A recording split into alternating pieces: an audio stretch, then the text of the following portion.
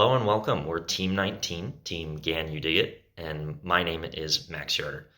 Our group is looking to use generative adversarial neural networks to artificially create data we're looking at a radar database right now, but more broadly, the issue we're trying to tackle is that data sets are imperative to machine learning problems.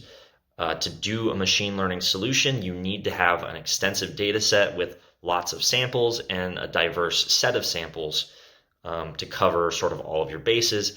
And that's generally the most prohibitive thing about doing a machine learning problem is that you don't have the data. So using generative adversarial neural networks, we can artificially create data by teaching the GAN to replicate without simply copying a data set. It replicates the data and it sort of learns what the data is supposed to look like and attempts to create new samples.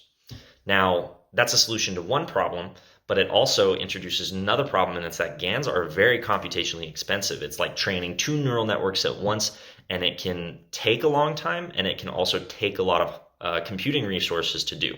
So we're taking this problem to quantum computing because quantum computing is hypothesized to offer exponential computing power over classical computers, and it does that through parallelization.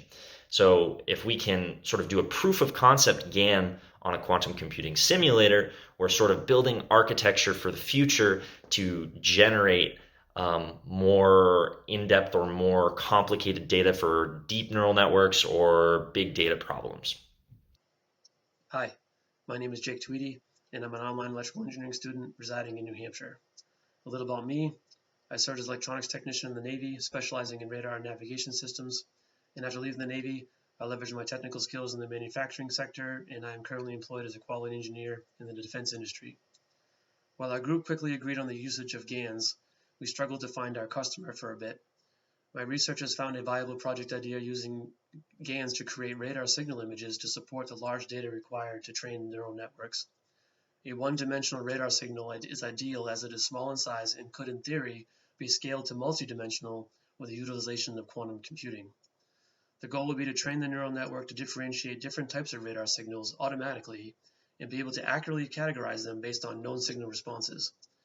Our current idea is for concealed items on a person, but could potentially be utilized in other platforms utilizing radar signals such as determining aircraft or naval vessels. Hi, my name is Hamdan. I'm just going to talk a little bit about our team's update in terms of coding for the classical sense of GANs. So far, we've been kind of using the MNIST dataset, which is a dataset of handwritten digits range from 0 to 9. We were able to achieve good results training a GAN on this on an NVIDIA K80 GPU for about an hour.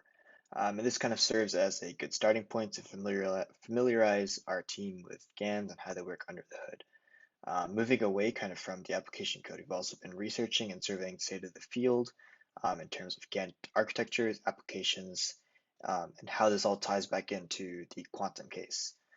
This is a relatively new field, so it involves reading a lot of papers that may not necessarily have public code associated with them. So it's a lot of reading through those. And going forward, we'll be looking to use a radar data set as well as benchmarking different GAN architectures to figure out which one works best for our application. Hi, my name is Noah Williams with Team 19, GAN You Dig It. And in this video, I'll be going over a little bit of what I've been doing so far on the project. I've been doing a lot of experimentation with different tools and environments that we can be using going forward to fulfill the entrepreneurial criteria. So things like Google Colab, Qiskit, PyTorch, and TensorFlow, and exploring which tools will help us to iterate the fastest. So we've been running experiments there. I've also been exploring different novel applications to help define sort of the project direction, where we started initially with a lot of kind of rough data generation and image extension issues. So we looked at data moshing and we looked at the Met Open Access Archive. But going forward in the project, I'll be spending a lot more time actually building and testing the quantum circuits and kind of related software schema. Thank you.